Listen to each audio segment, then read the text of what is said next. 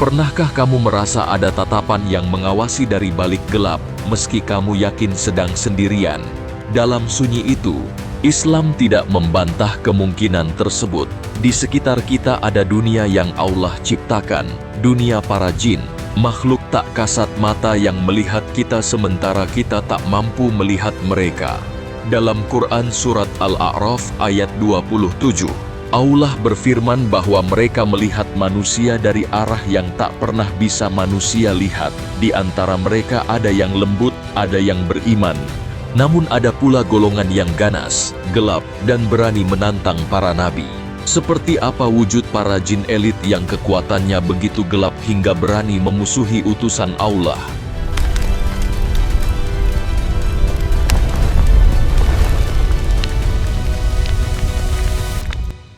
Assalamualaikum sahabat nurani. Di alam yang kita huni ini, kita hidup berdampingan dengan makhluk yang tidak berbadan seperti kita.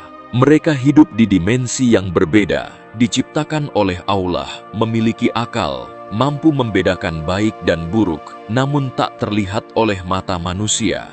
Banyak dari mereka terikat janji lama kepada Allah, menyesatkan manusia sebanyak mungkin.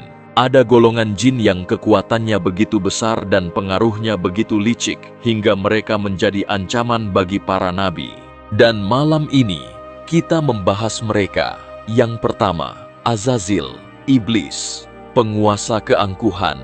Dalam riwayat Israiliyat, Azazil dulu adalah ahli ibadah, panglima pasukan malaikat, makhluk dari api yang sujud bersama para malaikat, hingga kesombongan merenggutnya. Saat Allah memerintahkan bersujud kepada Adam, ia menolak. "Aku lebih baik darinya," katanya.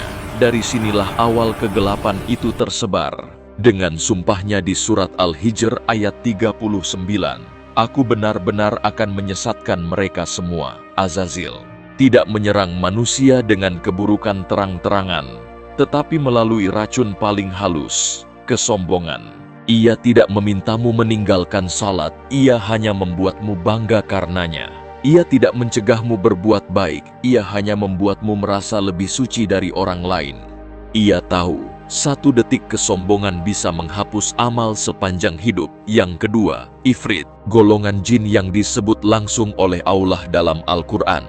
Bukan satu makhluk, tapi kasta, kelas elit, kuat, cepat, licik. Dalam kisah Nabi Sulaiman, seorang Ifrit berkata ia mampu membawa singgasana Ratu Balkis hanya dalam sekejap, sebelum Nabi bangkit dari duduknya. Kekuatan luar biasa, namun bukan untuk ketaatan. Ifrit bekerja melalui pintu yang paling mudah robek dalam diri manusia, yaitu nafsu.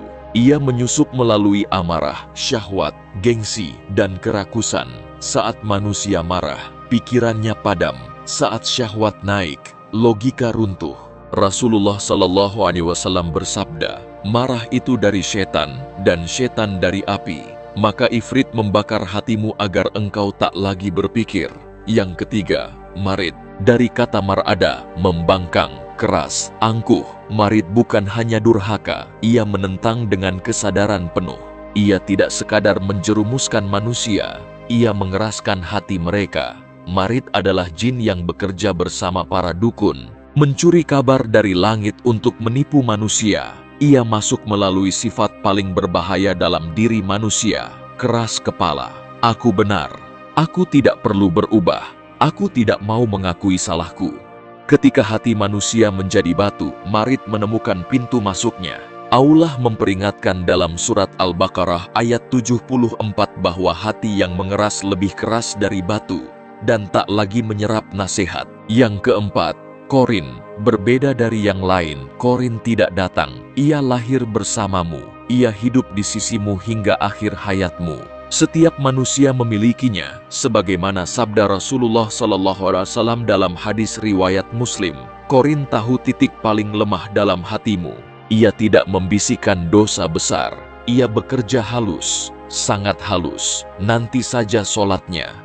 Buka ponsel dulu sebelum baca Quran. Tidak ada yang tahu. Santai saja. Ia tidak membuatmu berhenti berbuat baik. Ia hanya membuatmu menundanya, hingga menunda menjadi kebiasaan, dan kebiasaan menjadi kelalaian. Maka perhatikan, setiap kali kamu ingin berubah menjadi lebih baik lalu terasa berat, itu bukan kelemahanmu, itu bisikan Korin. Setiap kali kamu ingin mendekat kepada Allah tapi tiba-tiba ada godaan kecil, itu bukan sekadar kebiasaan, itu adalah strategi. Itulah 4 golongan jin paling ganas yang menggoda manusia dengan cara yang paling halus. Azazil melalui kesombongan, Ifrit melalui nafsu, Marit melalui kerasnya hati, Korin melalui bisikan penundaan. Semoga Allah menjaga kita dari tipu daya mereka, dari kelalaian, dari maksiat, dan dari kelemahan hati. Amin, ya Rabbal Alamin.